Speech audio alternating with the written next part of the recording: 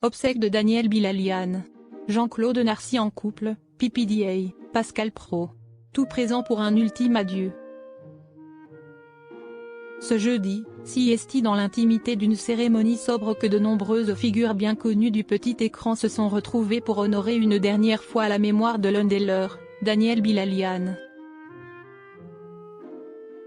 Ce jeudi 22 mai 2025, à 14h30, l'église Saint-Pierre de Neuilly-sur-Seine s'est remplie de proches et d'anciens collègues venus saluer une dernière fois Daniel Bilalian. À 78 ans, l'ancien journaliste sportif et ex-patron de l'information de France Télévisions s'est éteint des suites d'une maladie qu'il avait choisi de garder secrète, comme le rappelle Voici. Dans l'assemblée recueillie, on a pu apercevoir Pascal Praud, Patrick Poivre d'Arvor, Nelson Montfort, Gérard Holtz, Alexandre Boyon, Laurent Luyat, mais aussi Jean-Claude Narcy, venu accompagné de sa nouvelle compagne.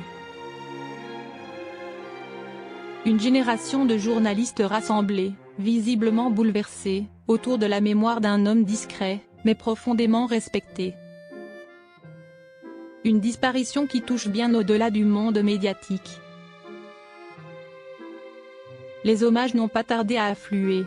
Gérard Holtz, très ému, a confié à Gala que le décès de son ami l'avait profondément touché. C'était un ami vraiment intime, a-t-il notamment expliqué. Il s'est souvenu avec une certaine émotion de leur conversation récente, et de cette visite en clinique qu'il n'aura jamais pu faire, la maladie l'ayant devancé. Michel Drucker, interrogé lui par Télévision Mag, a également partagé sa tristesse. Il a ainsi révélé que Daniel Bilalian était malade depuis longtemps, mais qu'il avait fait le choix de ne pas médiatiser sa lutte. Il était malade depuis longtemps, mais il n'en parlait pas beaucoup. Je l'avais trouvé un peu amaigri la dernière fois que je l'avais vu. Il ne m'en avait pas du tout parlé. Il n'a pas médiatisé sa maladie, a raconté l'animateur de Vivement Dimanche. Un choix finalement à l'image de l'homme qu'était Daniel Bilalian, réservé, pudique, et concentré jusqu'au bout sur les autres, plus que sur lui-même. Une vie marquée par le journalisme et la discrétion.